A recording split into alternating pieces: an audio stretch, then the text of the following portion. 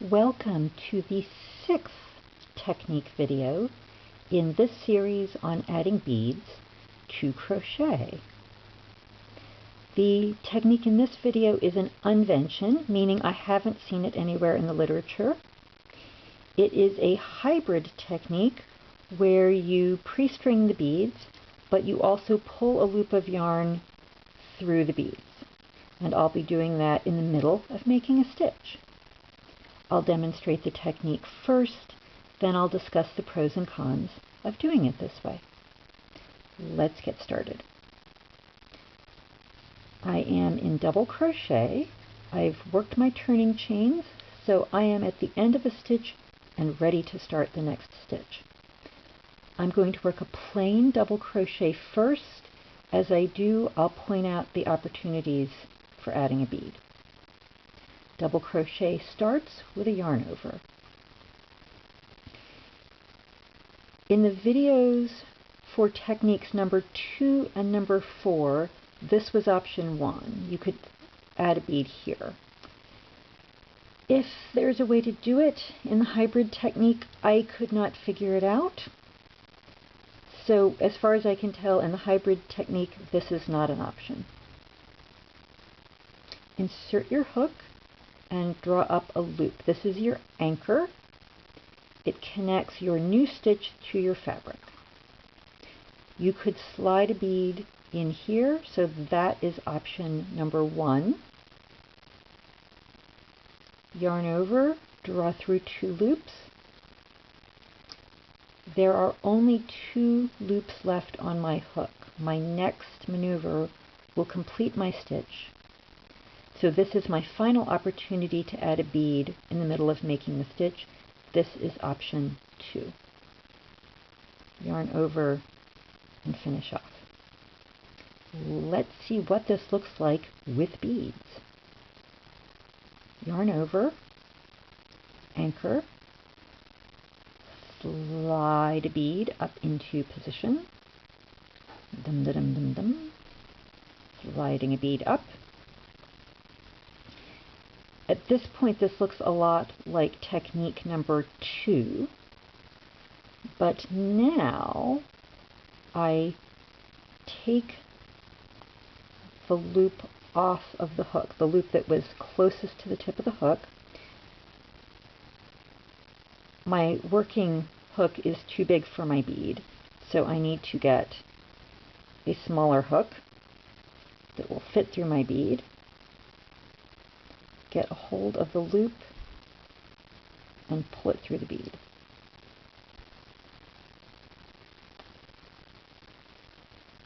Put it back on the hook. So now I have all my loops back on my hook. Yarn over and draw through, and then finish off. So that was option 1. All that swapping out of hooks is a little fiddly. If you can stand to work with the hook that fits through your bead, you can maybe be a little more efficient, but you have to be quite mindful of your tension. It is likely that your hook will match your bead, but not your yarn. So let's see what happens with option 2. Yarn over, anchor, draw through. Now I bring up my bead.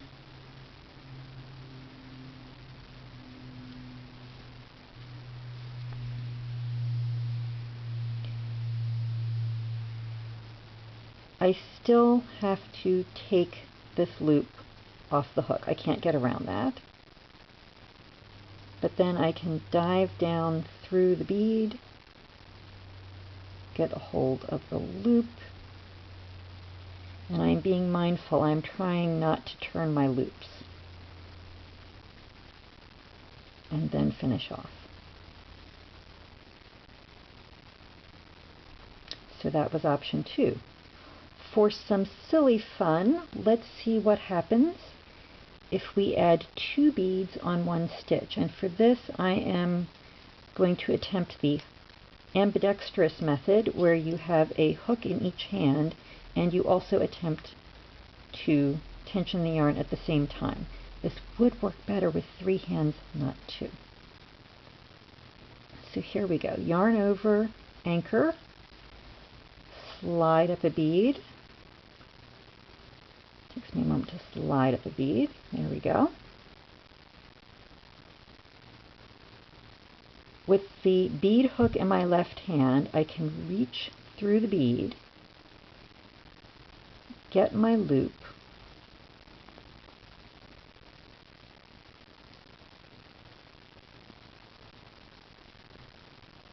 go through the loop, get the loop, and then either draw the loop through the bead or push or pull the bead over the loop. They are equivalent maneuvers. And then put the loop back on my working hook, yarn over and draw through, and now let's do that again with the second bead. So there's the second bead, and I'll do this again. My bead hook goes left to right through the bead, get a hold of the loop,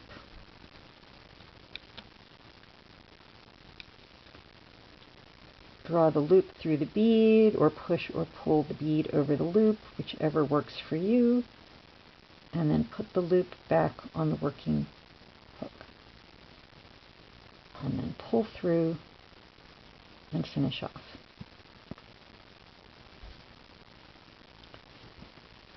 Let's see what we got. The pros and cons of this technique are similar to the pros and cons for pre-stringing beads. This works well if you are in all one color. If you are in multiple colors, you have to string beads in the correct order. You have to plan ahead. You can't improvise, and if you make a mistake, it is a pain to correct. Also, you are pulling yarn through lots of beads maybe, and that could fray the yarn and weaken it. On the plus side, beads that are pre-strung aren't going anywhere, so you can toss the project in your bag. Your project is portable. The result I got with option 1 is very much vertical rather than horizontal in orientation. The bead sits up very nicely, and that might matter. With plain beads, not so much, but if you had a bead like this little heart-shaped bead, you probably wouldn't want it this way, or even upside down. You would probably want it like that. So it may not matter with some beads, but with other beads, orientation matters. You have lots of yarn running through the center of the bead because you pulled a loop through, so that gave you 2 strands, and then you had the bead already strung, so that was 1 more strand. In fact, with 3 strands of yarn, you might have to shop around for beads with bigger holes, so you have enough space to get that much yarn through the bead. But these are very secure. They are not going anywhere. I do have 1 little loop of yarn around the outside. Option 2, the beads are angled a little bit. And I still have a little bit of yarn around the outside. Option 2 ends up being very similar to what you get with single crochet. They're a little angled, and if I hold them next to each other, you can see how they are very similar. And yes, these are slightly different shade of yellow with the beads. I was running out of beads on this swatch. So single crochet and option 2 are similar. When you do 2 beads on 1 stitch, they don't quite line up because that top one wants to angle. So it's okay, it's not great. When I flip the work over, it does appear to be reversible. It is not quite identical.